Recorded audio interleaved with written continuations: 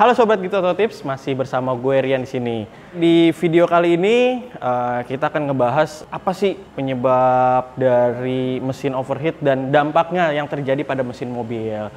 Nah, gue sekarang lagi ada di bengkel Auto Klinik di Harapan Indah. Mau tahu videonya seperti apa? Lanjut yuk!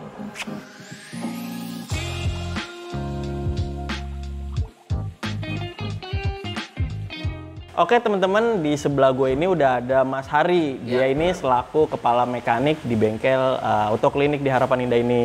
Nah, gue ada beberapa pertanyaan nih soal mesin mobil yang overheat. Nah, itu kan jadi momok tersendiri ya yang ditakutkan banyak pemilik mobil nih. Sebenarnya pengertian dari overheat itu seperti apa sih? Pengertian overheat ya? Saya bilang ya mesin kan bekerja berat kan. Oke. Nah, pas kondisi jalan pas nyala AC. Dalam arti mesin dia bekerja berat. Nah, pembakaran yang ini ya pasti ada ban yang berlebihan lah. Nah, panas berlebihan ya bisa menyebabkan overheat. Oke, nah itu pengertian overheat itu ya teman-teman ya. Nah terus sebenarnya yang penyebab utama yang mungkin mesin mobil bisa jadi overheat itu seperti apa sih? Komponen apa aja sih gitu biasanya? Kayak misalkan motor fan pas kondisi bisa mati di jalan tiba-tiba, terus air radiator bisa mungkin udah jelek, buat ngedingin maksimalin pendingin mesin yang kurang maksimal kan. Ya sama kemungkinan bisa jadi ya karena radiatornya kotor atau entah mampet, namanya diisi air terus kan, misalkan pengguna mobil diisi air, pasti namanya air pasti ada kotornya kan. Sama yang mungkin bisa dari kerusakan pada termostatnya, buat ngebaca panasnya kan mungkin udah macet.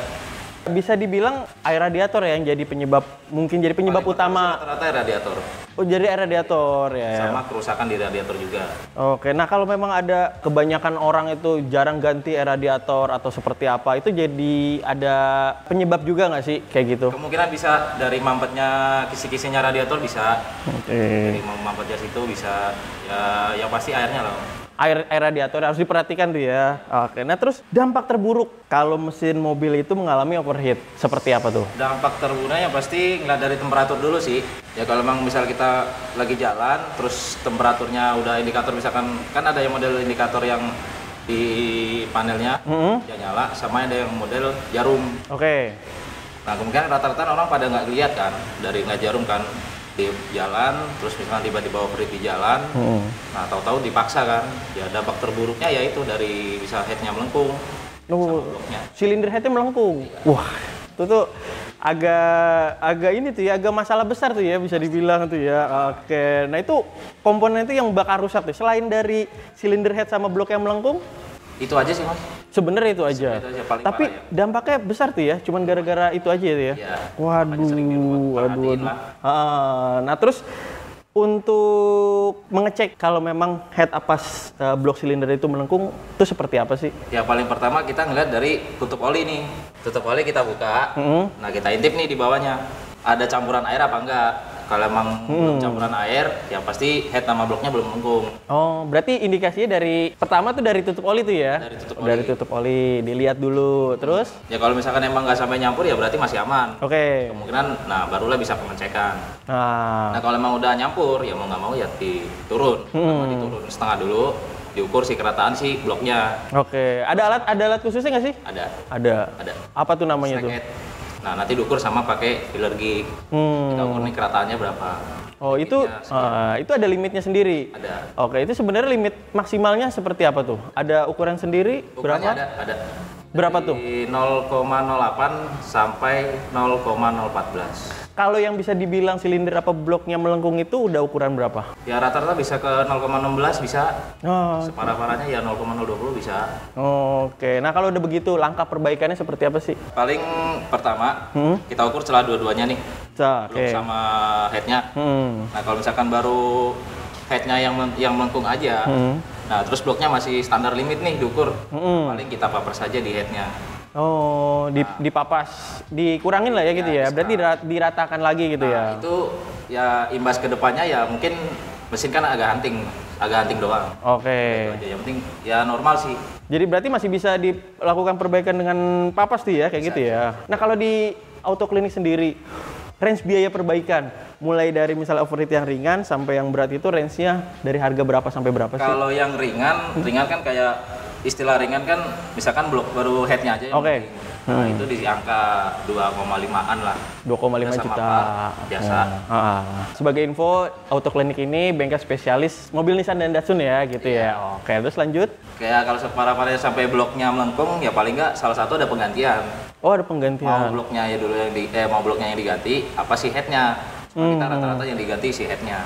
Oh, Bloknya baru di scrap. Soalnya kalau dua-duanya di scrap, lebih parah lagi nantinya nanti pas dirakit. Oh, jadi beresiko kali gitu ya. Jadi memang harus ada komponen yang diganti. Ya benar. Oh, salah satunya mungkin gitu ya. Paling rata-rata orang sih ya head sih. Silinder headnya diganti. Jadi bloknya itu masih pakai bawaannya gitu ya. Masih minim resiko lah ya kalau memang dibenerin lah ya gitu ya. Oke. Nah, pertanyaan terakhir nih. Ada nggak sih tips untuk menghindari overheat pada mesin? Pertama, paling nggak untuk penggantian air radiator ya paling nggak per 20.000. Per 20.000 tuh, Kalau nggak 2 teman-teman. 2 tahun, oke. Selebihnya ya kayak termostat udah hitung umur sih sebetulnya. Nah, kalau air radiatornya bagus sih nggak jadi masalah sih. Oh, berarti memang kuncinya di air radiator. Kalau memang rutin ganti, seenggaknya bisa menghindari dari gejala overheat. Nah, kalau emang kipasnya emang tiba-tiba sih.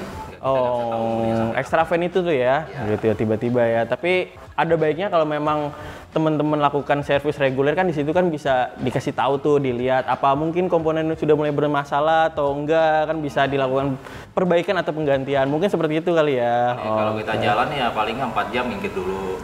Sembari ngeliat indikatornya. Sembari diliatin. Jangan sampai ada kerusakan yang parah mungkin seperti itu ya. Oke, siap. Nah, itu teman-teman Grid Auto Tips, tips sedikit dari Mas Hari, kepala mekanik dari Autoklinik. Semoga bermanfaat. Kalau memang teman-teman ada info dan masukan bisa tulis di kolom komentar. Kalau yang suka sama videonya langsung like aja, dan yang belum subscribe langsung subscribe. Jangan lupa klik tombol loncengnya. Main-main juga ke Instagram kita di Grid Auto Tips. Sekian dulu video dari gue dan Mas Hari. Semoga bermanfaat juga. Terima kasih. Dadah.